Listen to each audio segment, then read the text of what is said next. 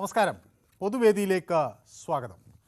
രണ്ടാം പിണറായി സർക്കാർ അങ്ങനെ 4 വർഷം പൂർത്തിയാക്കിയിരിക്കുകയാണ്. വലിയ അവകാശവാദങ്ങളുണ്ട് സർക്കാരിന്. വീണ്ടും ഒരു ഇടത് സർക്കാർ അധികാരത്തിൽ വരും എന്ന തികഞ്ഞ ആത്മവിശ്വാസത്തോടെ പറയുകയാണ് പിണറായി വിജയനും മറ്റു മന്ത്രിമാരും. എന്നാൽ ഭരണം അങ്ങനെ വരില്ല എന്ന നിലപാടാണ് പ്രതിപക്ഷത്തിന് ഉള്ളത്. ഇത് കരിദിനങ്ങളായിരുന്നു എന്ന് പ്രതിപക്ഷം പറയുന്നു. സാമ്പത്തിക പ്രതിസന്ധി സംസ്ഥാനത്തെ പിടിച്ചുലച്ചു എന്ന് പ്രതിപക്ഷം പറയുന്നു. എല്ലാ പദ്ധതികളും പാളിപ്പോയി എന്ന ആരോപണം അവർ ഉന്നയിക്കുന്നു. ഈ ഘട്ടത്തിലാണ് പൊതുവേദി ഈ വിഷയം ചർച്ച ചെയ്യുന്നത്. നമ്മുടെ കേരളം പിണറായി വിജയൻ സർക്കാരിൻ്റെ പ്രോഗ്രസ് റിപ്പോർട്ടിൽ എത്ര മാർക്കിടും? എല്ലാവർക്കും പൊതുവേദിയിലേക്ക് സ്വാഗതം.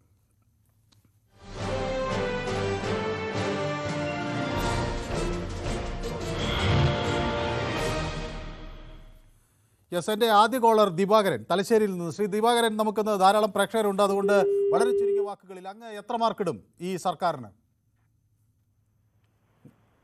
യെസ്, ഞാൻ അത് ദിവാകരനിലേക്ക് വരാം. ഇതേ മുരളി കൂടി കൊല്ലത്തു നിന്ന് ചേരുന്നു.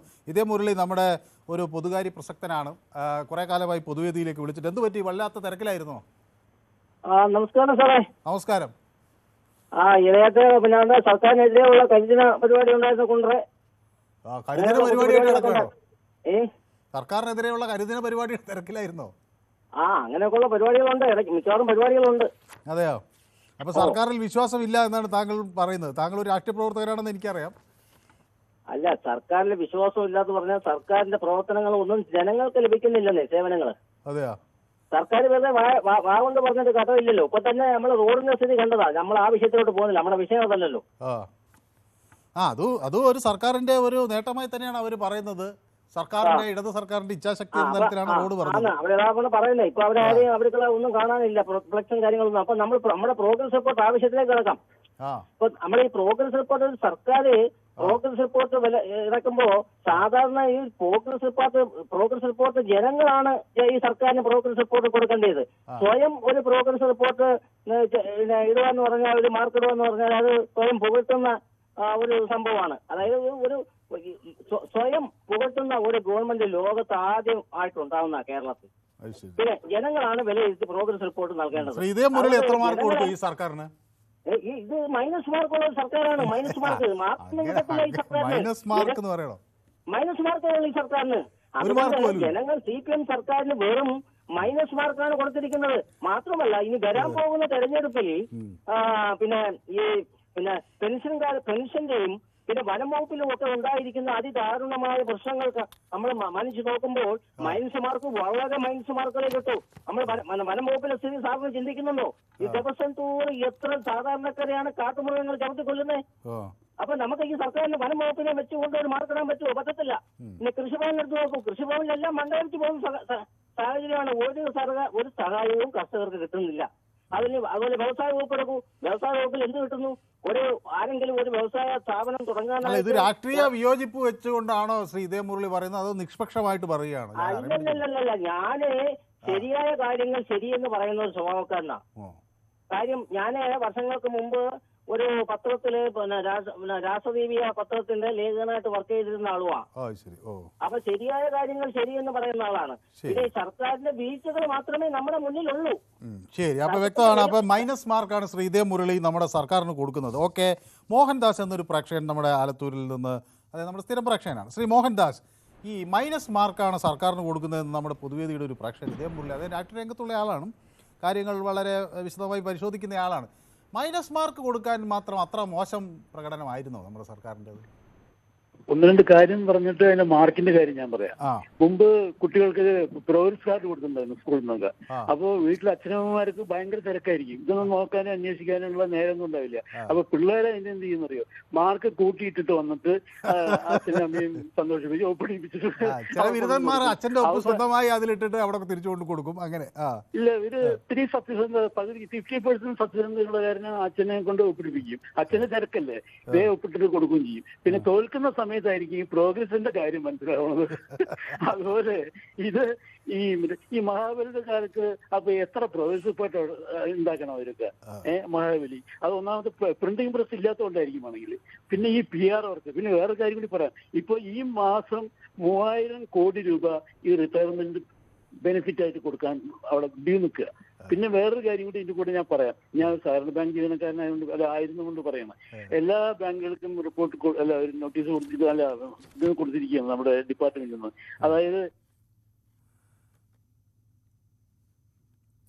പിന്നെ ഈ പെൻഷൻ ഫണ്ട് ഉണ്ട്, പെൻഷൻ ബോർഡിന്റെ ഈ സഹകരണ പെൻഷൻ ബോർഡ്, അത് സ്വാശ്രയ പെൻഷനാണ്, അത് നമ്മുടെയൊക്കെ. അപ്പൊ നല്ല തുകയുണ്ട്, 1400 കോടി മറ്റും ഡെപ്പോസിറ്റ് ഉണ്ട് അതോടെ.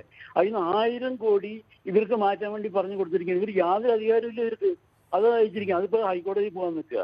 അപ്പൊ ഇങ്ങനെയൊക്കെ ഉള്ള സമയത്ത് എന്ത് പ്രോഗ്രസ്. നേരത്തെ ഒരു പ്രേക്ഷകൻ പറഞ്ഞ വളരെ ശരിയാണ്. ജനങ്ങൾ മനസ്സിലാക്കണ്ടേ, അവർക്ക് ഇതപ്പോ റേഷൻ കടയിൽ പോയി കഴിഞ്ഞാൽ അരിയില്ല, മണ്ണെണ്ണയില്ല, ഒരു സാധനമില്ല. പിന്നെ ആശാവർക്കന്മാരുടെ കാര്യം പോട്ടെ, അത് കുറെ കാലമായി ഇപ്പൊ അങ്ങനെ ഉണ്ട്, അത് മറന്നുപോയതുകൊണ്ട് എല്ലാവർക്കും. അപ്പൊ ഒരുപാട് തിരിച്ചടികളുടെ ഇടയിൽ എന്തിനാ ഈ കാർഡും കൊണ്ട് നടക്കുന്നത്? ജനങ്ങൾ കൊടുക്കട്ടെ. യെസ്, വ്യക്തമാണ് താങ്കളുടെ അഭിപ്രായം. ഇപ്പോൾ ആദ്യത്തെ 2 പ്രേക്ഷകർ സർക്കാരിനോടൊപ്പമല്ല. നമ്മുടെ കുറച്ച് പ്രേക്ഷകർ എന്നോടൊപ്പം യൂട്യൂബിൽ ചേർന്നിട്ടുണ്ട്. അപ്പോൾ എൻ്റെ കോട്ടിനെയൊക്കെ ചിലർ പുകഴ്ത്തുന്നുണ്ട്. ഇത് ബ്രാൻഡ് ന്യൂ കോട്ടാണെന്ന് ചോദിക്കുന്നത്. അല്ല, ഇത് എനിക്ക് തോന്നുന്നു ഈ അടുത്ത് ഒന്ന് ഡ്രൈ ക്ലീൻ ചെയ്ത് കുട്ടപ്പനാക്കിയതാണെന്നാണ് ഞാൻ വിചാരിക്കുന്നത്. ബ്രാൻഡ് ന്യൂ അല്ലെന്നാണ് ഞാൻ വിചാരിക്കുന്നത്. എൻ്റെ സ്വന്തം കോട്ടല്ല. ഓക്കെ. അപ്പോൾ കിരൺ ബാബുവിനെ അന്വേഷിക്കുന്നുണ്ട്. കിരൺ ബാബു ഇവിടെയുണ്ട്. അദ്ദേഹം ഇന്ന് വേറെ ചില തിരക്കുകളുടെ പുറകിലാണ്. ഓക്കെ. അപ്പോൾ ഷാജി ഭാസ്കർ എനിക്ക് ഹായ് എന്ന് പറയുന്നുണ്ട്. Okay, hi. അപ്പോൾ ഷിജു കിരിയത്ത് നമ്മുടെ സ്ഥിരം പ്രേക്ഷകനാണ്. എപ്പോഴും ആദ്യം പൊതുവേദിയിൽ ആദ്യം ജോയിൻ ചെയ്യുന്നത് ഷിജു ആണ്. ഇത്തവണയും അദ്ദേഹം ജോയിൻ ചെയ്തിട്ടുണ്ട്. അപ്പോൾ മോഹൻ ES പറയുന്നത് നെഹ്റു സ്വയം ഭാരതരത്ന എഴുതി കൊടുത്ത പോലെ പിണറായിക്ക് പാടില്ലേ എന്നാണ് ചോദിക്കുന്നത്.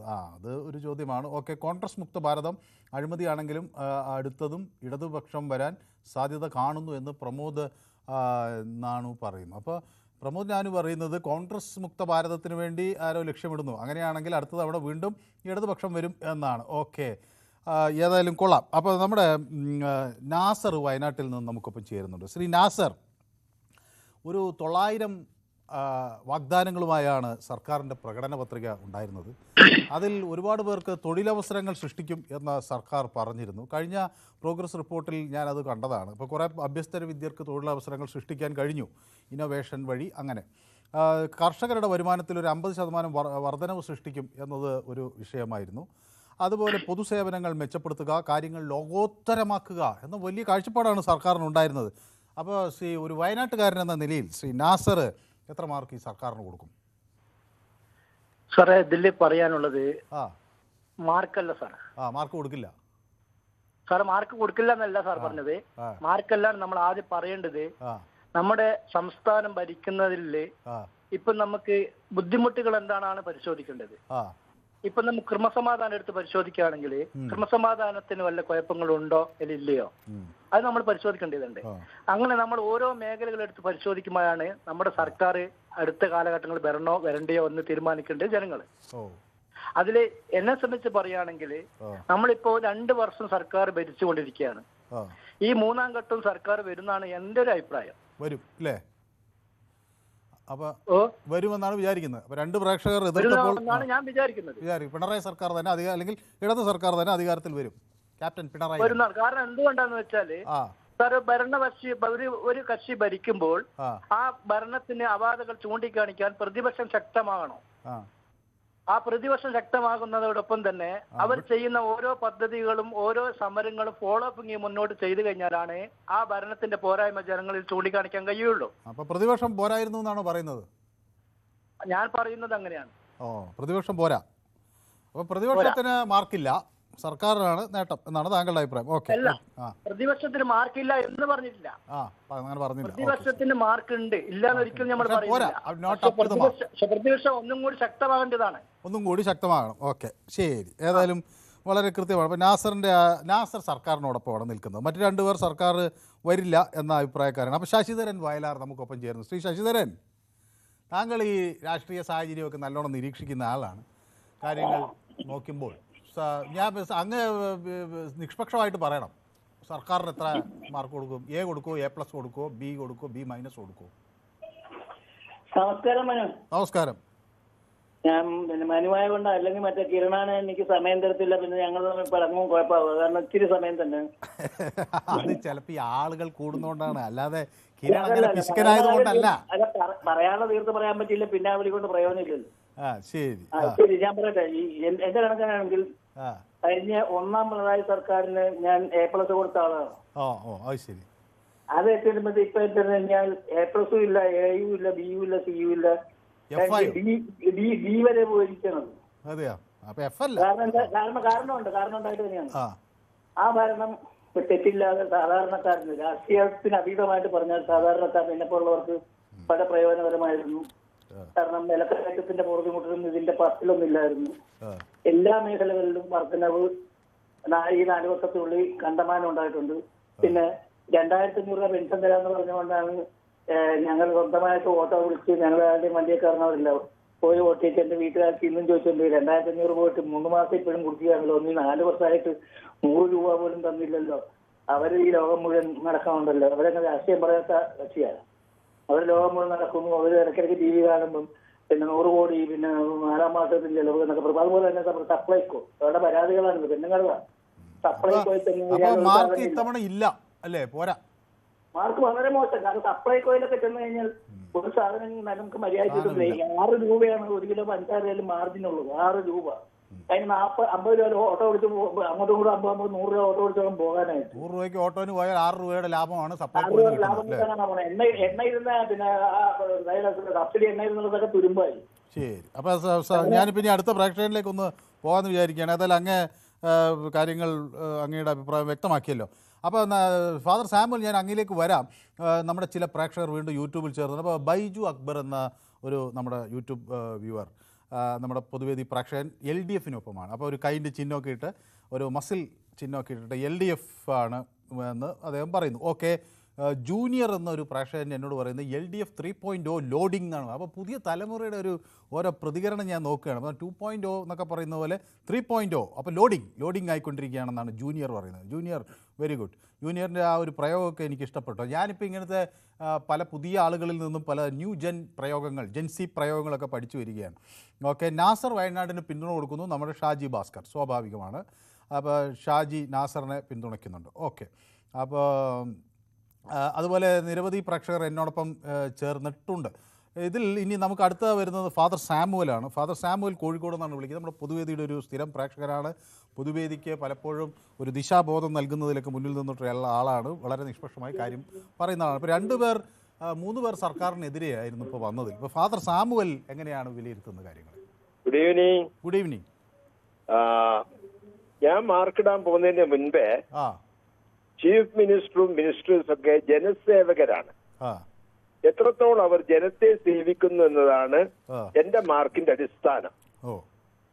കാരണം ജനത്തെ സേവിക്കുന്നുവെങ്കിൽ ഇങ്ങനെയുള്ള പല അനിഷ്ട സംഭവങ്ങളും ഇവിടെ ഉണ്ടാവുകയില്ല. അനിഷ്ട സംഭവങ്ങൾ എല്ലാവർക്കും അറിയാം, നിങ്ങൾക്കും അറിയാം. കാരണം TV-യിലൊക്കെ ന്യൂസ് പേപ്പറൊക്കെ നമ്മൾ കാണുന്നതാണ്. ആശാ വർക്കർമാരുടെ സമരം, CPO-ക്കാര് തലയെടുത്ത് പോയത്, പിന്നെ കടത്തിന്റെ കെണി അത് വേറൊന്ന്, പിന്നെ വന്യമൃഗശല്യം, ഇങ്ങനെ പലതും നെഗറ്റീവായിട്ട് പറയാനുണ്ടെങ്കിൽ പോസിറ്റീവായിട്ടും ചില കാര്യങ്ങളുണ്ട്, ഇല്ലാന്ന് ഞാൻ പറയില്ല. കാരണം ചില കാര്യങ്ങളൊക്കെ ചെയ്യാൻ തക്കവണ്ണം സാധിച്ചിട്ടുണ്ട്. പക്ഷേ ഇതിലപ്പുറം ചെയ്യാൻ തക്കവണ്ണം കഴിയണം. ഏറ്റവും ലേറ്റസ്റ്റ് ആയി വന്നത് നമുക്കറിയാം, നമ്മുടെ ദേശീയപാതയിൽ ഉണ്ടായിരിക്കുന്ന ഇത്. അതിന്റെ അനന്തരഫലം അനുഭവിക്കാൻ കേരളത്തിലുള്ളവരാ. അതിലൂടെ യാത്ര ചെയ്യുന്നവരാണ് അതിന്റെ പ്രതിസന്ധി അനുഭവിക്കേണ്ടി വരിക. ഇതൊക്കെ വെച്ച് നോക്കുമ്പോൾ ചില നല്ല കാര്യങ്ങൾ ചെയ്തിട്ടുണ്ടെങ്കിലും അധികവും ചെയ്യേണ്ട കാര്യങ്ങൾ ചെയ്തിട്ടില്ല എന്നുള്ളതാണ്. എത്രയോ കാര്യങ്ങൾ സർക്കാരിന് ചെയ്യാമായിരുന്നു. മുഖ്യമന്ത്രി, ബഹുമാനപ്പെട്ട മുഖ്യമന്ത്രിയും സഹമന്ത്രിമാരും മുൻകൈയെടുത്ത് ചെയ്യേണ്ട പല കാര്യങ്ങളും ചെയ്തിട്ടില്ല. അപ്പോൾ ഫാദർ സാമുവൽ സർക്കാരിന് ഒരു മാർക്ക് ഇടുന്നില്ലെങ്കിലും not up to the mark എന്നാണ് പറയുന്നത് അല്ലേ? മാർക്ക് ഞാൻ B കൊടുക്കും. അത്രേ കൊടുക്കാൻ പറ്റൂ. കാരണം വെച്ചാല് ചെയ്യേണ്ട പല കാര്യങ്ങൾ ചെയ്യാൻ അവർക്ക് സാധിക്കുമായിരുന്നു. പക്ഷെ അവർ ചെയ്തോ ഇല്ല എന്നത് ഒരു ആത്മപരിശോധന നടത്തണം. ജനത്തെ എത്രത്തോളം അവർ സേവിച്ചു, അതാണ് എന്റെ മാർക്കിന്റെ അടിസ്ഥാനം. ജനത്തെ സേവിക്കാൻ അവർക്ക് എത്രത്തോളം സാധിച്ചു, അത് അവരെന്നെ ചിന്തിക്കേണ്ട ഒരു കാര്യമാണ്. യെസ്, വ്യക്തമാണ് താങ്കളുടെ അഭിപ്രായം. ഏതായാലും ഫാദർ സാമുവൽ നമ്മളോടൊപ്പം ചേരുകയും അദ്ദേഹത്തിൻ്റെ നിലപാടുകൾ വ്യക്തമാക്കുകയും ചെയ്തിട്ടുണ്ട്. അദ്ദേഹം പലപ്പോഴും നിഷ്പക്ഷമായി കാര്യങ്ങളെ വളരെ സൂക്ഷ്മമായി നിരീക്ഷിച്ചതിന് ശേഷം അഭിപ്രായം പറയുന്ന ഒരാളാണ്. ഒരു പക്ഷേ അദ്ദേഹത്തിൻ്റെ അഭിപ്രായം ഇത്തവണ സർക്കാരിനൊപ്പമല്ല, എങ്കിലും സർക്കാർ ചെയ്ത ചില കാര്യങ്ങളുണ്ട് എന്ന് അദ്ദേഹം സമ്മതിക്കുകയും ചെയ്യുന്നു. അപ്പോൾ നമ്മുടെ സതീഷ് പുലിയൂർ നമ്മുടെ സ്ഥിരം പ്രേക്ഷകനാണ്. സർക്കാരിന് C+ ആണ് കൊടുക്കുന്നത്. അങ്ങനെ അത്രയും മോശമാണോ സതീഷ്? എനിക്കറിയില്ല. ഏതായാലും സതീഷ് പറയുന്നത് C++++ ഉണ്ട് കേട്ടോ. ഓക്കെ. അരുന്ധതി നമ്മുടെ സ്ഥിരം പ്രേക്ഷകയാണ്. അരുന്ധതി നമുക്കൊപ്പം ചേർന്നിട്ടുണ്ട്. ഹായ് മനു, നമസ്കാരം എന്നൊക്കെ പറയുന്നുണ്ട്. എനിക്ക് ഇങ്ങനെ നമസ്കരിക്കുന്നതിൻ്റെ ഒരു ചിഹ്നമൊക്കെ ഇട്ട് തരുന്നുണ്ട്. അപ്പോൾ താങ്ക് യു അരുന്ധതി. എൻ്റെയും നമസ്കാരം. അരുന്ധതിയും കുടുംബവും ഹാപ്പി ആയിരിക്കുന്നു എന്നാണ് ഞാൻ വിചാരിക്കുന്നത്. അരുന്ധതി പക്ഷേ ഈ 25 മാർക്കാണ് സർക്കാരിന് ഇടുന്നത്. 25-ൽ 25 എന്ന് എനിക്കറിയില്ല. ഞാൻ വിചാരിക്കുന്നത് 100-ൽ 25 എന്നാണ് ഞാൻ വിചാരിക്കുന്നത്. ഓക്കെ. അപ്പോൾ നമ്മുടെ സുനിൽകുമാർ നമുക്കൊപ്പം ചേർന്നിട്ടുണ്ട്. നമസ്കാരം എന്നൊക്കെ പറയണം. അപ്പോൾ ഇന്നലെ സുനിൽകുമാർ വലിയ വിജയാഘോഷമൊക്കെ നടത്തി. അപ്പോൾ എനിക്ക് മുട്ടായൊക്കെ അയച്ചു തരുമെന്നൊക്കെ ഉള്ള പ്രതീക്ഷയിൽ നിൽക്കുകയാണ്. അദ്ദേഹത്തിൻ്റെ വീട്ടിൽ ഇന്നലെ ഉണ്ടായ വലിയ വിജയം, മോളുടെ ഫുൾ A+ നമ്മൾ ഇന്നലെ ആഘോഷിക്കുക. അപ്പോൾ ഇന്നലെ സുനിൽകുമാർ A+ കിട്ടിയ കാര്യം പറഞ്ഞു. ഇന്ന് നമ്മൾ സർക്കാരിന് A+ കിട്ടുമെന്നാണ് പരിശോധിക്കുന്നത്. അപ്പോൾ തോമസ് നിതിൻ എന്നോട് പറയുന്നത്, with the opposition of playing hide and seek, the government got the whole playground to itself. No surprising they are having a smooth ride എന്ന് തോമസ് നൈനാൻ പറയുന്നു. അപ്പോൾ ഈ സൈസ് ഗവൺമെൻറ്റിന് വളരെ എളുപ്പത്തിൽ പോകാൻ പറ്റി. പ്രതിപക്ഷം ഇങ്ങനെ ഒളിഞ്ഞു കളിക്കുന്നത് കൊണ്ട് സർക്കാരിന് കാര്യമായ പ്രശ്നങ്ങൾ ഉണ്ടായില്ല എന്ന് പറയുന്നു. ഷാജി 100 out of 100 A+ എന്നൊക്കെ പറയുന്നുണ്ട്. ഓക്കെ. ഷാജി കണിയാമ്പറമ്പിൽ A+ ആണ് കൊടുക്കുന്നത്. Good. Okay. CM centre Madavoor 25 മാർക്കേ കൊടുക്കുന്നുള്ളൂ. ഓക്കെ, ശരി. അപ്പോൾ ഇങ്ങനെയാണ് നമ്മുടെ പ്രേക്ഷകർ പലതരം അഭിപ്രായങ്ങൾ പങ്കുവയ്ക്കുന്നത്. നമ്മുടെ അടുത്ത പ്രേക്ഷകൻ നമുക്കൊപ്പം ചേരുന്നു. മഹേഷ്. നമസ്കാരം മനു. മഹേഷ് കുറേ ആയല്ലോ വിളിച്ചിട്ടില്ലേ? പൊതുവേദിയിലേക്ക് വിളിച്ചിട്ട് 2 മാസമായോ? ആയി, കുറെ ആളായി. എന്താ പറ്റിയത്? ഞാനൊരു കാര്യം പറഞ്ഞോട്ടെ. ഈ ഇപ്പോഴത്തെ ഒരു സാഹചര്യം കണക്കിലെടുത്തുകൊണ്ട് കേരളത്തിൽ ജീവിക്കുന്ന ഏതെങ്കിലും സാധാരണക്കാർക്ക് ഈ സർക്കാരിന് ഒരു A+ മാർക്ക് കൊടുക്കാൻ പറ്റുമോ? അത്രയും വളരെ ശോചനീയ അവസ്ഥയിലാണ് കേരളത്തിൽ ജനങ്ങൾ കഴിഞ്ഞു പോകുന്നത്. വിലക്കയറ്റമായാലും വികസന പ്രവർത്തനങ്ങൾ എന്ന് പറയുന്നത് കുറെ വികസന പ്രവർത്തനങ്ങൾ ഇവര് ചെയ്തിട്ടുണ്ടെന്ന് പറയുന്നതല്ലാതെ ഇവരായിട്ട് കൊണ്ടുവന്ന എന്തെങ്കിലും ഒരു പദ്ധതിയോ കാര്യങ്ങളോ വല്ലതും ഉണ്ടോ? പിന്നെ അതേപോലെ തന്നെ ജനങ്ങളോടുള്ള സാധാരണക്കാരന് നീതി കിട്ടുന്ന കാര്യങ്ങളൊന്നും തന്നെ നടക്കുന്നില്ല.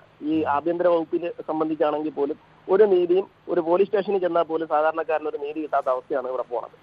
എനിക്ക് ഏറ്റവും പ്രധാനപ്പെട്ടതായിട്ട് പറയാനുള്ള മനുഷ്യർ പ്രധാനപ്പെട്ട ഒരു കാര്യം പറയുന്നത്, ഞാൻ താമസിക്കുന്ന എഴുവോണ. എന്റെ നാട്ടിലുള്ള ഒരു പോലീസ് സ്റ്റേഷൻ ഉണ്ട്, എഴുവോൺ പോലീസ് സ്റ്റേഷൻ. ആ പോലീസ് സ്റ്റേഷന്റെ തന്നെ അവസ്ഥയൊന്നും കാണാം. ശോചനീയ അവസ്ഥയായിട്ട് പൊട്ടിപ്പൊളിഞ്ഞ ഒരു പഴയ പുരാതന കെട്ടിടത്തിലാണ് കിടക്കുന്നത്. അത് ഏത് നിമിഷവും ഇടിഞ്ഞ് തല വീണ് അവിടെ ഇരിക്കുന്ന പോലീസ് ഉദ്യോഗസ്ഥർക്ക് ജീവഹാനി സംഭവിക്കുന്ന ഒരു അവസ്ഥ. പുതിയ ഒരു പോലീസ് സ്റ്റേഷന്റെ പണി ഇവിടെ തൊട്ടടുത്ത് പണിഞ്ഞിട്ട് അത് പണി പൂർത്തിയാക്കാതെ കാലം കൊണ്ട് കിടക്കുവാണ്. ഇവര് വികസന പ്രവർത്തനം എന്ന് പറയുമ്പോൾ അതൊക്കെയല്ലേ ചെയ്യേണ്ടത്. അങ്ങോട്ട് മാറാത്തത് എന്താണ് പിന്നെ പുതിയ പോലീസ് സ്റ്റേഷനിലേക്ക്? ഈ പോലീസ് അതിനെ നിങ്ങളെ ഒരു വാർത്തയാണ് യഥാർത്ഥത്തിൽ ചെയ്യേണ്ടത്.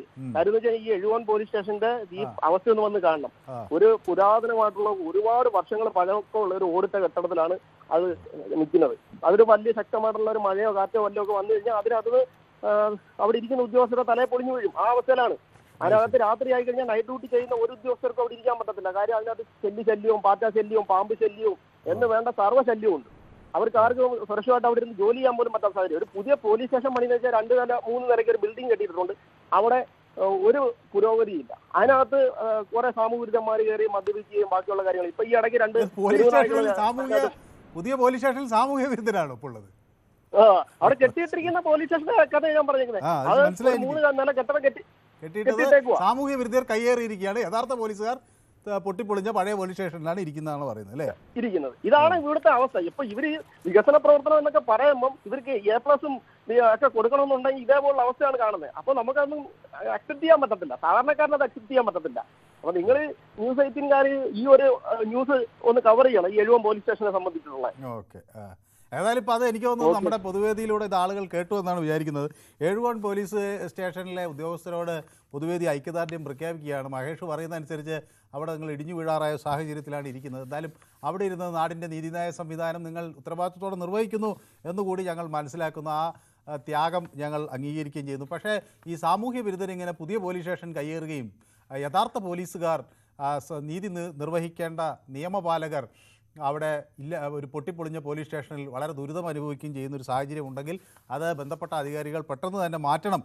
മഹേഷ് അത് ചൂണ്ടിക്കാണിച്ചത് ഉണ്ടെങ്കിൽ അത് ശരിയാണെങ്കിൽ അത് പാടില്ല എന്നാണ് എനിക്കും പറയാനുള്ളത്. അതായത് ആ എഴുകോൺ പോലീസ് സ്റ്റേഷനിലെ എല്ലാ പോലീസുകാർക്കും എൻ്റെ അഭിവാദ്യങ്ങൾ. അവരുടെ ഡ്യൂട്ടി ഈ പൊളിഞ്ഞ പോലീസ് സ്റ്റേഷനിൽ നിന്ന് ചെയ്യുന്നു എന്ന് പറയുമ്പോൾ അത് അവരുടെ ആത്മാർത്ഥതയാണ് വ്യക്തമാക്കുന്നത്. ഓക്കെ, അപ്പോൾ ജയകുമാർ എന്നോടൊപ്പം പറയുന്നു ഇതുവരെ എല്ലാ കാര്യങ്ങളും കൂടി 10 കൊടുക്കാമെന്നോ, 10 മാർക്കോ, അത് വളരെ കുറവല്ലേ? കുഴപ്പമില്ല, അതായാലും അങ്ങയുടെ ഇഷ്ടം. ദിലീപ് കുമാർ പറയുന്നു സമുദായ സംഘടനകളുടെ നിയന്ത്രണം ഇല്ലാത്ത സർക്കാർ, അതൊരു വലിയ കാര്യമാണ് എന്ന് പറയുന്നു. അങ്ങനെ ഒരു സർക്കാരിനെ അല്ലെങ്കിൽ ഇങ്ങനെ സമ്മർദ്ദത്തിലാക്കാൻ സമുദായ സംഘടനകൾ ഇറങ്ങി പുറപ്പെടുന്നത് ശരിയായ ഒരു കാര്യമല്ല. പക്ഷേ അവർക്ക് അവരുടേതായ ആവശ്യങ്ങൾ പറയാം. ഓരോ സമുദായത്തിൻ്റെയും ഉന്നമനത്തിനും അവരുടെ കുട്ടികൾ കൂടുതൽ പഠിക്കാനും അല്ലെങ്കിൽ അതുമായി ബന്ധപ്പെട്ട അവർക്ക് കൂടുതൽ സാഹചര്യങ്ങൾ കിട്ടാനുമൊക്കെ അവർക്ക് പറയാം. പക്ഷേ അതിനപ്പുറത്തേക്ക് സർക്കാരിന് സമ്മർദ്ദമത്തിലാക്കുന്നുണ്ടെങ്കിൽ അത് ശരിയല്ല. ഷിജു കിരിയത്ത് സുനിൽ കുമാറിനും മിഠായിയൊക്കെ അയച്ചു കൊടുക്കുന്നുണ്ട്. അത് എനിക്ക് തോന്നുന്നത് ഈ കുട്ടി വിജയിച്ചത് കൊണ്ടാകണം എന്നാണ് ഞാൻ വിചാരിക്കുന്നത്. ഓക്കെ, അപ്പോൾ ബാലൻ പറയുന്നത് it's not waste of time discussing whether government is eligible. it's not waste of time discussing whether government eligible A+ grade എന്ന് പറയുന്നത്. ഈസ് ഇറ്റ് നോട്ട് എന്നാണ് ചോദിക്കുന്നത്. ഓക്കെ, അതൊരു സമയം അല്ല, നമ്മൾ തിരഞ്ഞെടുത്തൊരു സർക്കാർ എന്ത് കാഴ്ചവെച്ചു എന്ന് നമ്മൾ മനസ്സിലാക്കണ്ടേ mister Balan. So it's not a waste of time discussing the performance of the government. അത് നമ്മളുടെ ഇന്നേലിയബിളായ ഒരു ഡ്യൂട്ടിയാണ്. റെസ്പോൺസിബിൾ സിറ്റിസൺ എന്ന നിലയിൽ it is a inalienable duty of every citizen to ensure that the government performs well. Okay, Sunil Kumar പറയുന്നു ഈ സർക്കാരിൻ്റെ കാലത്ത് എല്ലാറ്റിനും ചാർജ് കൂടി, വെള്ളത്തിന് ചാർജ് കൂടി, വൈദ്യുതിക്ക് ചാർജ് കൂടി, റവന്യൂ സർവീസിന് ചാർജ് കൂടി, അങ്ങനെ ജനങ്ങൾ ഇത്രമാത്രം പിഴിഞ്ഞിട്ടും വികസനം ഉണ്ടായില്ല, C+ കൊടുക്കുള്ളൂ എന്നാണ് പറയുന്നത്. ഓക്കെ, അപ്പോൾ നമ്മുടെ അടുത്ത പ്രേക്ഷകൻ കണ്ണനാണ്. ശ്രീ കണ്ണൻ അല്പം കാത്തു നിൽക്കേണ്ടി വന്നു എന്ന് എനിക്കറിയാം. ഏതായാലും നമ്മുടെ സ്ഥിരം പ്രേക്ഷകനാണല്ലോ, അപ്പോൾ ഞാൻ യൂട്യൂബ് കാര്യം ഒന്ന് പെട്ടെന്ന് തീർക്കാം എന്ന് വിചാരിച്ചുകൊണ്ടാണ്. അപ്പോൾ ശ്രീ കണ്ണൻ കേൾക്കാമോ? എനിക്ക് തോന്നുന്നു കണ്ണൻ്റെ ഉണ്ട്, കേൾക്കുന്നു അല്ലേ? അപ്പോൾ ഈ പലരും കുറച്ചുപേര് നമ്മുടെ യൂട്യൂബിലൊക്കെ സർക്കാരിന് A+ കൊടുക്കുന്നുണ്ട്, ചിലർ B+ കൊടുക്കുന്നുണ്ട്, ചിലർ 25 കൊടുക്കുന്നുണ്ട്. ശ്രീ കണ്ണൻ എത്ര കൊടുക്കും മാർക്ക്? സാറേ, ഞാൻ കഴിഞ്ഞ നമ്മൾ ഇതിക്ക് മുമ്പും ചർച്ച പറഞ്ഞിട്ടുള്ള കാര്യമാണ്. ഫസ്റ്റ് നമ്മുടെ ആദ്യ സർക്കാരിന്റെ അത്രയും ഇപ്പൊ രണ്ടാമത്തെ സർക്കാർ ആയിട്ടില്ല. പിന്നെ ഇനിയിപ്പം ജനങ്ങള് ഇപ്പം എല്ലാവരും ബോധവാന്മാരാണ്, ഓരോരുത്തരും മണ്ടന്മാരാണ്. പക്ഷെ ജനങ്ങളെല്ലാം ബോധവാന്മാരാണ്. ഇനി അടുത്ത ഇപ്പം നമുക്ക് പറയാം കോൺഗ്രസ് വന്നു കഴിഞ്ഞാൽ ആരാണ് മുഖ്യമന്ത്രി? ഇപ്പൊ തന്നെ നമുക്കറിയാം ചെറിയൊരു അധികാരം ഇല്ലാഞ്ഞിട്ട് തന്നെ റമ്മലടിയാണ്. മൈക്കിന് വേണ്ടി പിടിച്ചു വരി, ഇപ്പൊ ഓരോ സാധനങ്ങൾക്ക് വേണ്ടി ഇപ്പൊ തന്നെ നമ്മുടെ ഈ ആലപ്പുഴ ജില്ലയിൽ തന്നെ ഇപ്പൊ തന്നെ കോൺഗ്രസ് എല്ലാം പല തട്ടിൽ കിടന്ന് അങ്ങോട്ടും ഇങ്ങോട്ടും അധികാരത്തിന് വേണ്ടി പുതിയ KPCC വന്നതിന് ശേഷമുള്ള ഓരോ ജില്ലയുടെ സാർ പരിശോധിച്ച് നോക്കിയോ എല്ലാം. അപ്പം ജനങ്ങളെല്ലാം കാണുകയാണ്. അപ്പം ഇങ്ങനെ ഒരു സർക്കാരിന് കോൺഗ്രസ് സർക്കാരിന് ആരെങ്കിലും അധികാരത്തിലേറ്റാൻ ആരും ഇത് നിൽക്കത്തില്ല. പക്ഷെ അപ്പം നോക്കുമ്പോൾ തമ്മിൽ ഭേദം തൊമ്മനെന്ന് പറഞ്ഞ കണക്ക് വീണ്ടും ജനങ്ങൾ CPM തന്നെ ചെയ്യത്തുള്ളൂ. എന്നുവെച്ചാൽ ഇപ്പൊ നമ്മൾക്കറിയാം ഇപ്പം ജനങ്ങൾക്ക് ഒരു കരുത്തുറ്റ ഒരു മുഖ്യമന്ത്രിയുണ്ട്. ഇപ്പൊ ഏതൊരു കാര്യങ്ങൾക്കും ശക്തനായ ഒരു തീരുമാനമെടുക്കുവാനും അതേപോലുള്ള മന്ത്രിമാരും. പക്ഷെ ആദ്യത്തെ അത്രയും ആയിട്ടില്ല എന്നാണ് എല്ലാവരും പറയുന്നത്. ആദ്യത്തെ മുഖ്യമന്ത്രി തന്നെയല്ലേ ഇപ്പോഴും ഭരിക്കുന്നത്. അപ്പൊ മന്ത്രിമാർ മാറിയിട്ടുണ്ട്. അപ്പൊ മന്ത്രിമാരുടെ മാറ്റമാണോ സർക്കാരിന്റെ തിളക്കം കെടുത്തിയത്? അതെ സാർ, അതെ സാർ. ഇപ്പം ഇപ്പോഴത്തുള്ള മന്ത്രിമാരുടെ പ്രവർത്തനങ്ങൾ നല്ല മന്ത്രിമാർ, രാജീവൊക്കെ നല്ല പ്രവർത്തനം കാഴ്ചവെക്കുന്നതല്ലേ പറയുന്നത്? സാറേ, ഈ രാജീവിനെ പോലുള്ളവരൊക്കെ നല്ല പ്രവർത്തനം കാഴ്ചവെക്കുന്നു എന്നല്ലേ പറയുന്നത്? നല്ല പ്രവർത്തനം എന്ന് പറയുന്നത് നേരത്തെ ഇരുന്ന അത്രയും മന്ത്രിമാരുടെ അത്രയും പ്രവർത്തനവും ഒന്നും ഇവർക്ക് പുതിയ അവർക്ക് ഇനിയിപ്പോ അടുത്ത വർഷം വരുമ്പോൾ ചിലപ്പോൾ ഒന്നുകൂടെ അവർക്ക് ഇതായിരിക്കും. അതായത് നമുക്കറിയാം ഇപ്പൊ ഇവിടെ തന്നെ നമുക്ക് ജീസുകാരനെ പോലെ ഒത്തിരി മന്ത്രിമാരുണ്ടായിരുന്നു. അപ്പൊ അവരൊക്കെ സത്യസന്ധരായ ഇതാ. ഇപ്പൊ ഇവിടെ തന്നെ നമുക്കറിയാം ഓരോ ഉദ്യോഗസ്ഥന്മാർ തെറ്റ് കാണിച്ചാൽ ഇപ്പൊ ഇയാളുടെ പിന്നിൽ തന്നെ ഇത് ഓരോരുത്തരും ആക്രമിക്കാൻ നടക്കുന്നത് സത്യസന്ധരായ മന്ത്രിമാർ ഇരുന്നിട്ടുണ്ടെങ്കിൽ അവരുടെ അധികാരമൊന്നും ഇല്ലാത്ത സമയത്ത് ഈ ചെയ്തിട്ടുള്ളവരെ ചൂണ്ടിക്കാണിക്കുമ്പം അവര് പിന്നീട് ഈ വെറുതെ ഇരിക്കുന്നവരെ തോണ്ടാൻ നോക്കും. അപ്പൊ അതും എല്ലാ പാർട്ടിക്കാരും മനസ്സിലാക്കേണ്ടതാണ്. കാരണം വെച്ച് കഴിഞ്ഞാൽ പിന്നെ അധികാരം എല്ലാവർക്കും എപ്പോഴും കാണത്തില്ല. പക്ഷെ സത്യസന്ധരായിട്ടുള്ള ജനപ്രതിനിധികളെ പിന്നെ ഇത് നമ്മുടെ രാജ്യത്തിന് വേണ്ടി ആവശ്യമാണ്. വ്യക്തമാണ്. ഏതായാലും താങ്കളുടെ അഭിപ്രായം കൃത്യമാണ്. അപ്പൊ മന്ത്രിമാർ പഴയ മന്ത്രിമാരായിരുന്നു നല്ലതെന്നാണ് താങ്കളുടെ അഭിപ്രായം. ഓക്കെ, അപ്പൊ പുതിയ മന്ത്രിമാർക്ക് അവസരം കിട്ടി, ചിലരൊക്കെ പെർഫോം ചെയ്തു എന്നൊക്കെ പറയുന്നവരുണ്ട്. ഏതായാലും പല അഭിപ്രായങ്ങളുണ്ട്. അപ്പോൾ അജു K. മധു എന്നോടൊപ്പം ചേരുന്നു. ശ്രീ അജു, നമസ്കാരം. ശ്രീ അജു, എങ്ങനെയാണ് ഈ സർക്കാരിൻ്റെ നേട്ടങ്ങളെ വിലയിരുത്തുന്നത്? അപ്പം നമ്മൾ ഒരുപക്ഷെ ഒറ്റപ്പെട്ട ചില സംഭവങ്ങൾ കൊണ്ട് മാത്രം ഒരു സർക്കാരിനെ താറടിക്കണമെന്ന് ചിലരൊക്കെ ചോദിക്കുന്നുണ്ട്. അങ്ങനെയാണോ അതോ സർക്കാരിൻ്റെ ആകെമൊത്തമുള്ള പ്രവർത്തനത്തിൽ എന്താണ് ശ്രീ അജുവിന് തോന്നുന്നത്? സാറേ, ഇതിലിപ്പം ഈ രണ്ടാമത്തെ സർക്കാർ വന്നതിന് ശേഷം വികസനങ്ങൾ ഇവര് കൊണ്ടുവന്നെന്ന് പറയുന്നു. എന്ത് വികസനമാണ് സാറേ ഇവരിവിടെ കൊണ്ടുവന്നിട്ടുള്ളത്? താങ്കളുടെ തിരുവനന്തപുരത്ത് എവിടെയാണ്? അതെ സാറേ, എന്റെ സ്ഥലം തിരുവനന്തപുരം നെടുമങ്ങാട്. പേപ്പാറ കേട്ടിട്ടുണ്ട് സാറേ? പേപ്പാറയുടെ അടുത്താണ്. മീനാങ്കൽ എന്നാണ് എന്റെ സ്ഥലത്തിന്റെ പേര്. അപ്പൊ ഞങ്ങൾ ഏറ്റവും കൂടുതൽ ഇവിടെ ദുരിതം അനുഭവിക്കുന്നത് വെച്ചാൽ ഈ വന്യജീവികളുടെ ആക്രമണമാണ്. ഈ കാട്ടാനയായാലും ശരി, കാട്ടുപോത്തായാലും ശരി, കാട്ടുമൃഗങ്ങൾ കൊണ്ട് ഇരിക്കപ്പുറത്ത് ഇല്ലാതായോ അവിടെ?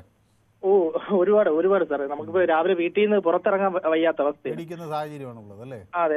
ഈ സത്യം പറഞ്ഞു കഴിഞ്ഞാൽ നമ്മൾ പുറത്ത് ജീവൻ പണയം വെച്ചാണ് നമുക്ക് പുറത്തോട്ട് ഇറങ്ങാൻ. എപ്പോഴാണ് ഈ കാട്ടുമൃഗം നമ്മൾ ആക്രമിക്കുന്നതെന്ന് നമുക്ക് അറിയത്തില്ല. ആ രീതിയിലുള്ളൊരു ദുരിതത്തിലാണ് നമ്മൾ കഴിയുന്നത്. അവിടെ സർക്കാരിന്റെ ഭാഗത്ത് കാര്യമായി ഒന്നും കിട്ടിയിട്ടില്ല എന്നുള്ള ഒരു ഇതില് സർക്കാരിന്റെ ഭാഗത്തു നിന്ന് ഒരു ആനുകൂല്യങ്ങളോ ഒരു നിയന്ത്രണങ്ങളോ ഇവിടെ ലഭിച്ചിട്ടില്ല. കാര്യം വെച്ചാൽ നമുക്ക് അറിയാൻ പറ്റും സാറേ, ഈ ആനക്കിടങ്ങെന്ന് പറയും, അത് ആനക്കുഴി. ആന ഇറങ്ങാതിരിക്കാൻ വേണ്ടി അതെ, ആനക്കുഴി എടുക്കാറുണ്ട്. പക്ഷെ ആ കുഴി ലക്ഷങ്ങളും കോടികളും മുടക്കി അങ്ങനെ കുഴി എടുത്തതിന് ശേഷം എന്നിട്ട് ആനകൾ പുറത്ത് ഇറങ്ങിയാണ്. കാര്യം വെച്ചാൽ അതിലൊക്കെ ഒരുപാട് അഴിമതികളാണ് നടന്നിട്ടുള്ളത്. അതൊന്നും ആരും തിരിച്ചറിയുന്നില്ല. ഓഹോ, അപ്പൊ ആന വരാതിരിക്കാൻ ഒരു പിറ്റ് കുഴി എടുത്തെടുക്കുന്നതിന് അതിൽ വലിയ അഴിമതി നടന്നെന്നാണ് പറയുന്നത് അല്ലേ? സാറേ, സത്യം പറഞ്ഞാൽ അതിൽ ഒരുപാട് അഴിമതി നടന്നിട്ടുണ്ട്. അതൊന്നും പുറത്ത് വരുന്നില്ല. പക്ഷേ ഈ കുഴി എടുത്തിട്ട് ആന അത് വരാതിരിക്കുന്നുണ്ടോ? ഇല്ല, ആന കുഴി ചാടിക്കില്ല. ഉറപ്പായിട്ട് ആന പുറത്ത് വരുന്നുണ്ട്. ഈ പേരിന് വേണ്ടി JCB കൊണ്ടൊന്ന് ചെറിയൊരു കുഴി എടുത്തിട്ട് പോണേയല്ല, അത് ആന സത്യം പറഞ്ഞാൽ ആ കുഴിയൊക്കെ ചാടി ഇപ്പുറത്ത് കിടക്കുന്ന ഒരു അവസ്ഥയാണ് ഉള്ളത്. ഓ ശരി. അപ്പൊ അത് ആ പ്രദേശത്ത് വനം വകുപ്പ് ഉദ്യോഗസ്ഥരും ഒക്കെ അല്ലെങ്കിൽ നാട്ടുകാരും ജനപ്രതിനിധികളും ശ്രദ്ധിക്കേണ്ട ഒരു കാര്യമാണ്. നമ്മുടെ പേപ്പാറയിൽ നമ്മുടെ പൊതുവേദിയുടെ പ്രേക്ഷകൻ അജു കെ മധു ഉന്നയിച്ചത്. അപ്പോൾ അവിടെ ഈ ആനക്കുഴി എടുക്കുന്നു പറഞ്ഞ് അവിടെ കുഴി തോണ്ടുകയും JCB കൊണ്ടുവന്ന് ചെറിയ കുഴി ഉണ്ടാക്കുകയും ആന അത് നിഷ്പ്രയാസം ചാടിക്കിടക്കുകയും മധുവിനെ പോലുള്ളവർക്ക് വീട്ടിൽ നിന്ന് പുറത്തിറങ്ങാൻ ഭയപ്പാടുണ്ടാകുന്നതുമായ ഒരു സാഹചര്യമാണ് ഉള്ളത്. ഏതായാലും അത് ബന്ധപ്പെട്ട അധികാരികൾ ഇത് ശ്രദ്ധിക്കും എന്നാണ് ഞാനും വിചാരിക്കുന്നത്. പേപ്പാറയിലെ കൗൺസിലർമാരും അതുപോലെ ആ പ്രദേശത്ത് നെടുമങ്ങാടുള്ള MLA ഒക്കെ ഇത് ശ്രദ്ധിക്കുമെന്നാണ് ഞാൻ വിചാരിക്കുന്നത്. ഓക്കെ, ഏതായാലും മധു ഈ വിഷയം ആളുകളുടെ മുന്നിൽ എത്തിക്കുകയാണ്. ദിലീപ് കുമാർ പറയുന്നത് സാധാരണക്കാർക്ക് ഏറ്റവും കൂടുതൽ ആശ്രയിക്കുന്ന പൊതുവിദ്യാലയങ്ങളും ആശുപത്രികളും മാത്രം കണ്ടാൽ പോരെ ഈ സർക്കാരിന് മാർക്കിടാൻ എന്ന് ദിലീപ് കുമാർ പറയുന്നു. ഓക്കെ, സർക്കാരിൻ്റെ ഒരു നേട്ടമായാണ് അതിനെ അദ്ദേഹം ഉയർത്തി കാണിക്കുന്നത്. ഷാജി എന്നോട് പറയുന്നു 9 വർഷം കൊണ്ട് ഒരു അഴിമതി നമ്മുടെ കേരളത്തിൽ നടന്നിട്ടുണ്ടോ? ആ ആരോപണം ഉണ്ടോ എന്നാണ്. അഴിമതി ആരോപണങ്ങളുണ്ട്, അത് തെളിയിച്ചിട്ടുണ്ടോ എന്ന് വെച്ചാൽ എനിക്കറിയില്ല. കോടതിയിൽ സാധാരണ അഴിമതി ആരോപണങ്ങളൊന്നും അങ്ങനെ ഞാൻ ഈ ബാലകൃഷ്ണപിള്ള ഒരിക്കൽ ശിക്ഷിക്കപ്പെട്ടു എന്നത് ഒഴിച്ചു നിർത്തിയാൽ പിന്നെ ആരെങ്കിലും ഇങ്ങനെ അഴിമതി ആരോപണങ്ങളുടെ പേരിൽ ജയിലിൽ പോയിട്ടുണ്ടോ എന്ന് എനിക്ക് ഓർമ്മയിൽ കിട്ടുന്നില്ല.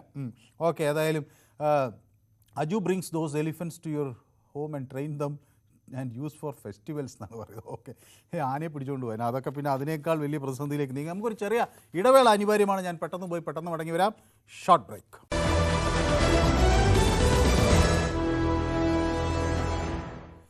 യെസ്, നമ്മുടെ പൊതുവേദി തുടരുകയാണ്. അപ്പോൾ best schools, medical facilities, common transport system, best government hospitals, theatre, economically tasty food, secularism. അതുകൊണ്ട് ഈ ഗവൺമെൻറ്റിനെ സപ്പോർട്ട് ചെയ്യണമെന്ന് ഷിജു പറയുന്നു.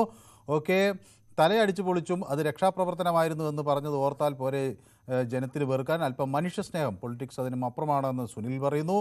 ഓക്കെ, അജു മോൻസാക്ക് എന്നോട് പറയുന്നത് ഈ ചർച്ച കൊണ്ടൊന്നും സംഭവിക്കാൻ പോകുന്നില്ല എന്നാണ് പറയുന്നത്.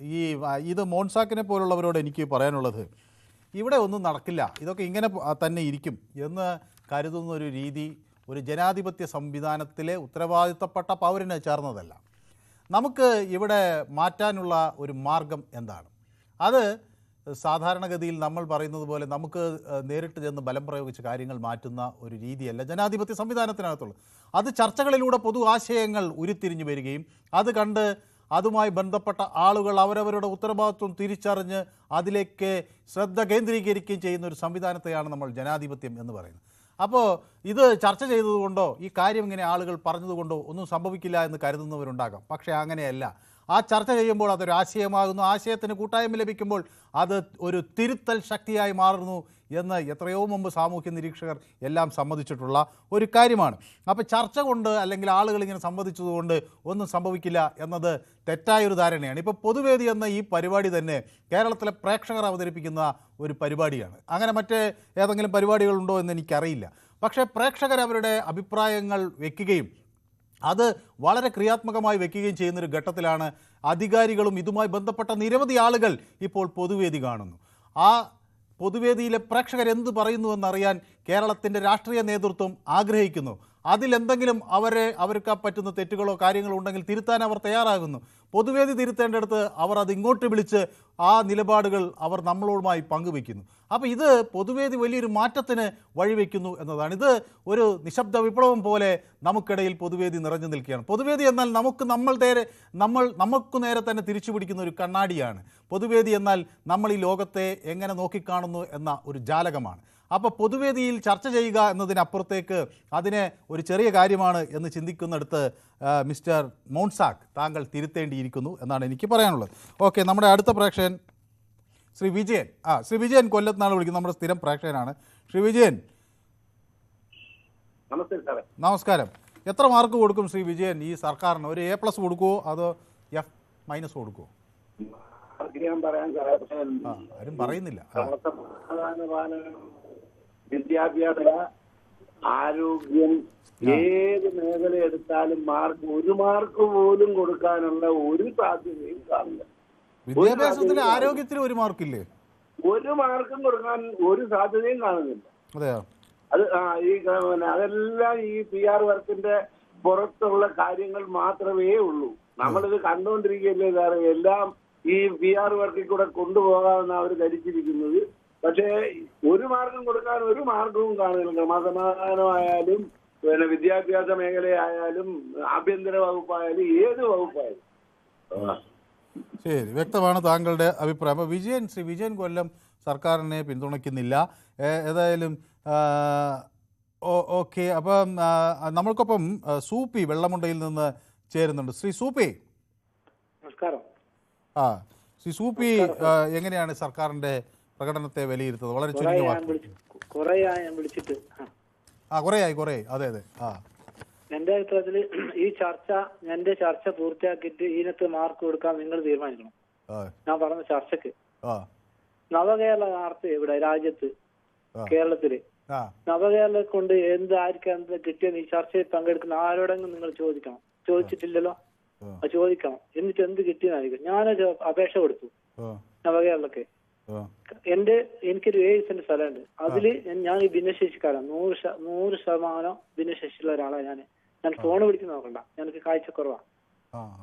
അപ്പോ അത് നികത്തി മണ്ണിട്ട് നികത്തി അവിടെ ഒരു കമ്മിറ്റി വെച്ച് എന്റെ ഉപജീവന മാർഗം കണ്ടെത്താൻ വേണ്ടി ഞാൻ അത് കൊടുത്തു. കൊടുത്തപ്പോ അവര് ഒരു മറുപടി തന്നു. വെള്ളമണ്ട പഞ്ചായത്തിൽ ഒരു ജിഷു കൃഷ്ണ എന്ന ഒരാളെ കൊടുക്കണം. ഞാൻ അവിടെ കൊണ്ടുപോയി ഇവര് പറഞ്ഞു കഴിഞ്ഞാൽ ഇവിടെ അല്ല തരേണ്ട, അത് മാനൂർ താലൂക്കിലാണ്. ഞാൻ ഇതിനാണെങ്കിൽ ഇവിടെ വരണ്ടല്ലോ, ഈ താലൂക്കിൽ കൊടുത്താൽ പോരാ, ഈ നവകേരളത്തിൽ കൊടുക്കണ്ടില്ലല്ലോ. പിന്നെ അതെ, എനിക്ക് മനസ്സിലായി. അതായത് താലൂക്കിൽ പരാതി കൊടുക്കാൻ പറഞ്ഞു, നവകേരളത്തിൽ കൊണ്ടു കൊടുത്തപ്പോൾ താലൂക്കിൽ കൊടുക്കാൻ പറഞ്ഞു. അങ്ങനെയാണെങ്കിൽ ആദ്യം അവിടെ കൊണ്ട് കൊടുത്താൽ മതിയായിരുന്നല്ലോ അല്ലേ? വെള്ളമണ്ട പഞ്ചായത്ത് കൊടുത്തപ്പോഴാണ് അവര് പറഞ്ഞത് അവിടെയാ കൊടുക്കേണ്ടത്, അവിടെ കൊടുത്താൽ പോരെ. പിന്നെ റേഷൻ കാർഡ് എന്റെ ഭിന്നശേഷി ഏതായി കാർഡ് അത് വെട്ടി ഇവിടെ എത്ര ഉണ്ട്? നീലക്കാർഡ്, എനിക്ക് വെള്ളക്കാർഡാണ്. നീലക്കാർഡിൽ കാറുള്ളാണ്ട്, ജീപ്പുള്ള ആൾക്കാരുണ്ട്, 2 കെട്ടിലുള്ള ആൾക്കാർക്ക്. അതൊന്നും പരിശോധിക്കുന്നില്ല. അങ്ങയുടെ കാർഡ് വെട്ടി അല്ലേ? എന്റെ കാർഡ് നീലക്കാർഡ് വെള്ളക്കാർഡാക്കി സമ്പന്നനാക്കി മാറ്റി. സമ്പന്നനാണോ? പ്രശ്നമല്ല, എനിക്ക് 2 ഏക്കർ സാരമില്ല. പക്ഷെ എന്നെക്കാണ് അറിയപ്പെടാത്ത ആൾക്കാർ മേടിക്കുന്നുണ്ട്. 2 ഏക്കർ 3 ഏക്കർ കാറ് ജീപ്പിലുള്ള ആൾക്കാർ മേടിക്കുന്നുണ്ട്. അത് പരിശോധിക്കാൻ ഇവിടെ ആളില്ല. വിജിലൻസ് ഉണ്ട് പഞ്ചായത്തിൽ നടന്ന വാർഡില്. ഏത് വിജിലൻസ്, എന്ത് വിജിലൻസ്? ഇതൊന്നും പരിശോധിക്കാൻ ആളില്ല. ഇതാണോ നേട്ടങ്ങൾ പറയുന്നത്? നിങ്ങൾ വിലയിരുത്തുക ബാക്കി കാര്യങ്ങൾ, ബാക്കി ജനങ്ങൾ ചോദിക്കുക എന്തെന്നാ നിങ്ങൾക്ക് കിട്ടിയതെന്നുള്ള. ശരി, വ്യക്തമാണ്. അപ്പോൾ ശ്രീ സൂപ്പി നമ്മുടെ സ്ഥിരം പ്രേക്ഷകനാണ്. അദ്ദേഹത്തിന് ഉള്ള പരിമിതികൾ അദ്ദേഹം പറഞ്ഞു. പക്ഷേ ചില ആവശ്യങ്ങളുമായി സർക്കാരിനെ സമീപിച്ചു. അപ്പോൾ അത് നവകേരളത്തിൽ സദസ്സിൽ അദ്ദേഹത്തിന് പരിഹാരം ഉണ്ടാകുമെന്ന് കരുതി, പക്ഷേ ഉണ്ടായില്ല എന്നാണ് അദ്ദേഹം പറയുന്നത്. ഓക്കെ, വ്യക്തമാണ്. അപ്പോൾ രജി റോഷൻ എന്നോട് പറയുന്നത് മോശം സർക്കാരാണ് സാർ എന്ന് പറയുന്നു. രാജി, ഓക്കെ രാജി. അപ്പോൾ രാജിക്ക് സർക്കാരിനോട് ഇത് അനുഭവമില്ല. VC തോമസ് പറയുന്നു കണ്ണടച്ച് ഇരുട്ടാക്കുന്നവർ സർക്കാരിന് 1 മാർക്കും കൊടുക്കത്തില്ല, കണ്ണ് തുറന്ന് കണ്ടാൽ ഈ സർക്കാരിന് 100 മാർക്ക് കൊടുക്കും എന്നാണ് VC തോമസ് പറയുന്നത്. അപ്പോൾ VC തോമസിന് ചിലരൊക്കെ വിമർശിക്കുന്നുണ്ട്. ഓക്കെ, രാജി മോശം സർക്കാർ തന്നെയാണ് എന്ന് പറയുന്നു. ഓക്കെ, അപ്പോൾ എനിക്കൊരു ചെറിയ ഇടവേള അനിവാര്യമാണ്. ഞാനൊരു പെട്ടെന്നൊരു ഇടവേള എടുത്ത് വീണ്ടും മടങ്ങി വരാം. Short break.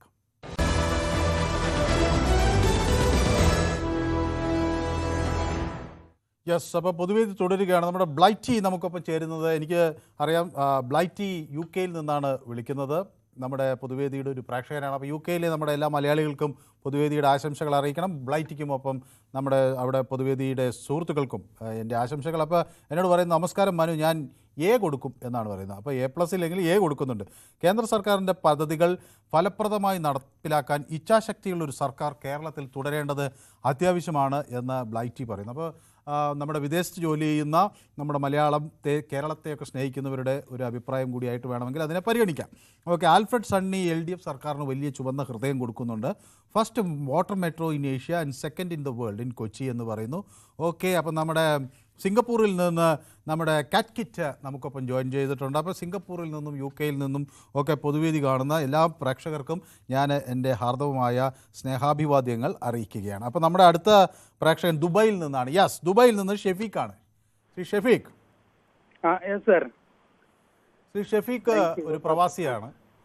നമ്മുടെ കേരളത്തിൻ്റെ നെടും തൂണ് ആണ് പ്രവാസികൾ എന്ന് പറയാൻ ആരും ഒരു തരി പോലും സംശയിക്കില്ല.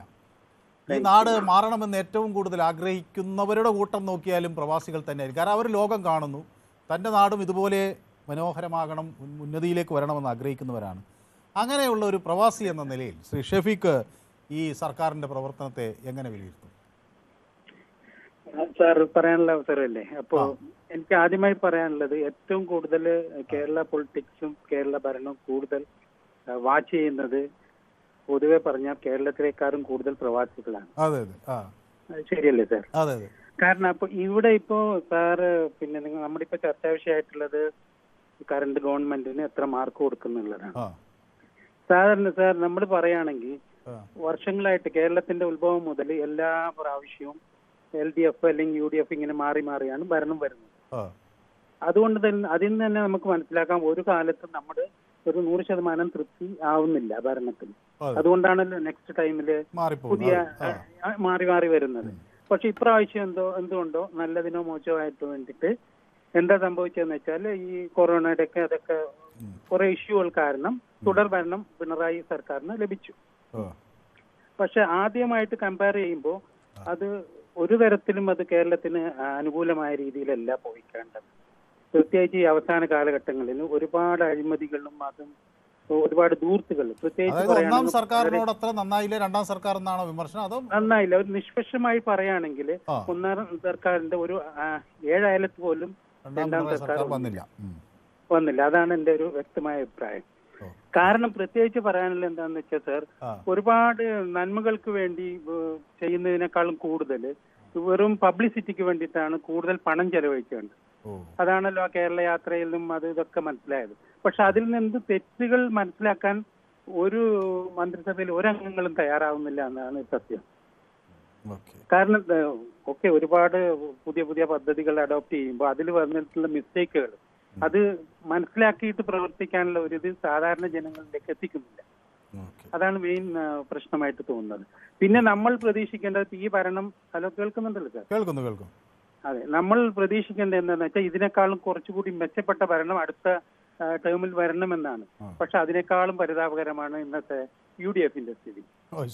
കാരണം അതിൽ ഒരുപാട് പിന്നെ ഇന്റേണൽ പൊളിറ്റിക്സ് കളിച്ചിട്ട് അതുകൊണ്ട് ഭരണം ചിലപ്പോ പിണറായിക്ക് തന്നെ തുടരാനുള്ള സാധ്യതയാണ് ഞാൻ കാണുന്നത്. കാരണം ഇതുകൊണ്ട് മാത്രം. പക്ഷെ ഒരിക്കലും തൃപ്തരല്ല.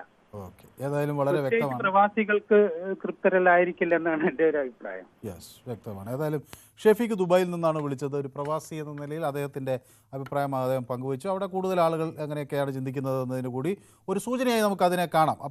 അപ്പോൾ നമ്മുടെ സിംഗപ്പൂരിലെ കാറ്റ്കിറ്റും അതുപോലെ UK നിന്നുള്ള ബ്ലൈറ്റിയൊക്കെ എനിക്ക് നന്ദിയൊക്കെ പറയുന്നുണ്ട്. താങ്ക് യു മനു എന്ന് ബ്ലൈറ്റി പറയുന്നു. ഒരുപക്ഷെ ഞാൻ അദ്ദേഹത്തിൻ്റെ കമൻറ്റ് വായിച്ചതിൻ്റെ ബാക്കി കൊണ്ടായിരിക്കണം. ഓക്കെ, അപ്പോൾ അതാണ് നമ്മുടെ അതാണ് പ്രതികരണം. അപ്പോൾ ദുബായിലും സിംഗപ്പൂരിലും UK ഒക്കെ ഇരുന്ന് പൊതുവേദി കാണുന്ന എല്ലാ മലയാളികൾക്കും സ്നേഹാഭിവാദ്യങ്ങൾ.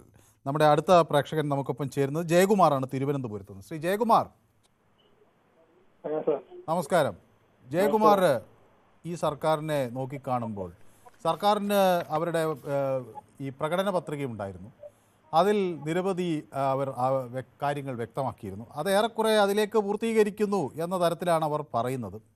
കയർ, കശുവണ്ടി, കൈത്തറി, ഖാദി തുടങ്ങിയ മേഖലകളിൽ ഭക്ഷ്യസുരക്ഷ, വയോജനങ്ങൾ, അതുപോലെ മത്സ്യമേഖല, ഇങ്ങനെ പല മേഖലകളെയും സ്പർശിച്ചുകൊണ്ട് മുന്നേറാൻ കഴിഞ്ഞു എന്നാണ് അവരുടെ ഒരു അവകാശവാദം. അങ്ങ് ഇതിനെ എങ്ങനെ നോക്കിക്കാണുന്നു?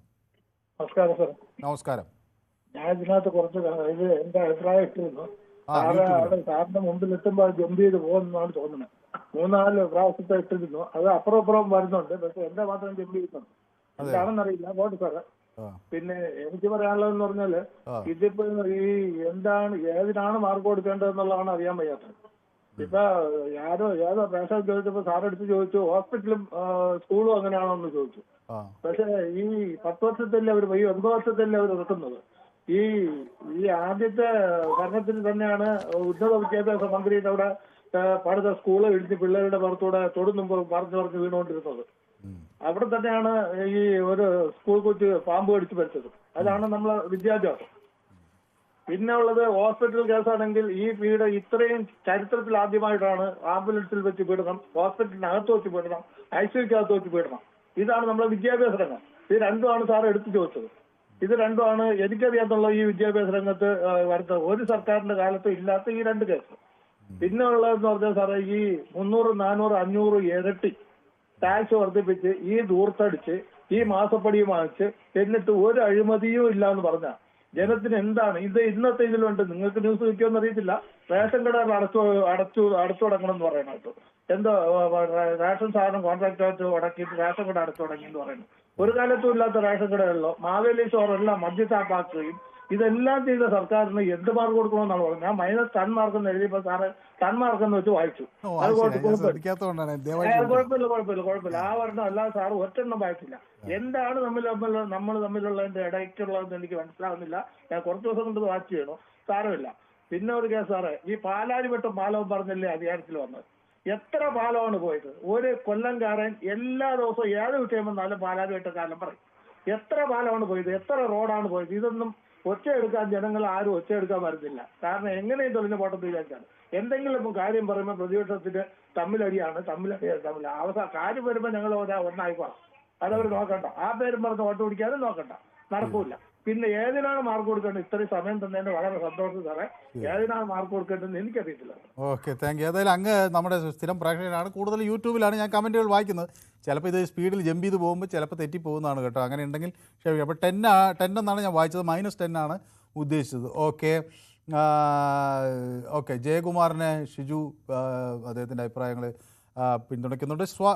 സതി ബാബുരാജ് നമ്മുടെ സ്ഥിരം പ്രേക്ഷക ഇന്ന് നമുക്കൊപ്പം ചേർന്നിട്ടുണ്ട്. നമസ്കാരം Manu. The next time this government will come because in Congress leaders are not good. They are struggling among themselves. My husband appreciate your presentation and salutes you. എനിക്ക് ഈ സതി ബാബുരാജ് എന്ന പേര് ഈ കമൻറ്റ് ബോക്സിൽ കാണുമ്പോൾ തന്നെ വലിയ സന്തോഷം ആണ്. കാരണം എന്താണെന്ന് വെച്ചാൽ സതി ബാബുരാജും അവരുടെ ഭർത്താവും എപ്പോഴും എന്നെ പൂഴ്ത്തുന്ന ഒരു സ്റ്റേറ്റ്മെൻറ്റ് അതിലുണ്ട്. അത് എനിക്ക് തരുന്ന ഒരു ഊർജ്ജവും ഉത്സാഹവും സന്തോഷവും ഒക്കെ ഭയങ്കര കൂടുതലാണ്. ഏതായാലും അവർ നമ്മുടെ പൊതുവേദി കുടുംബത്തോടെ ഇരുന്ന് കാണുന്നു എന്ന് പറയുന്നത് വലിയൊരു സന്തോഷമുള്ളൊരു കാര്യമാണ്. മാത്രമല്ല അവരൊരു സന്നദ്ധ പ്രവർത്തക കൂടിയാണ്. ഒട്ടനവധി ആളുകൾക്ക്, പ്രത്യേകിച്ച് ഈ സഹായം ആവശ്യമുള്ള അമ്മമാരെ സഹായിക്കുന്നു എന്നാണ് അവർ പറഞ്ഞത്. അതിൻ്റെ കേന്ദ്രങ്ങൾ അവർ ആരംഭിക്കുകയും ചെയ്തിട്ടുണ്ട്. അപ്പോൾ അതിനൊക്കെ എൻ്റെ എല്ലാവിധ ആശംസകളും ഉണ്ട്.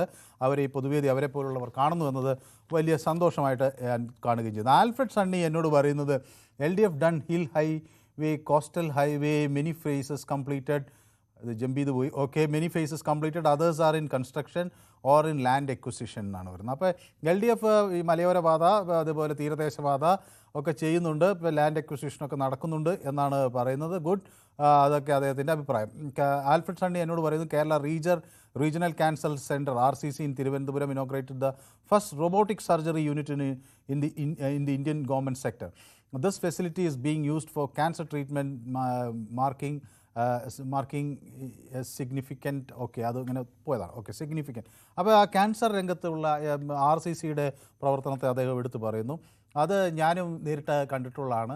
വളരെ നല്ല ഒരു രീതിയാണ് RCC അവിടെ കേരള റീജിയണൽ സെൻറ്റർ ഉള്ളത്. അപ്പോൾ നമുക്ക് അത് അറിയാം. അതിനെപ്പറ്റിയൊക്കെ പലരും നല്ല അഭിപ്രായങ്ങളാണ് പറയുന്നത്.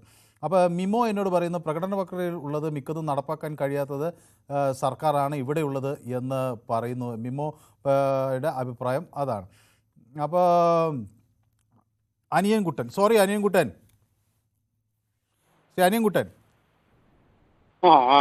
സാറേ നമസ്കാരം. നമസ്കാരം.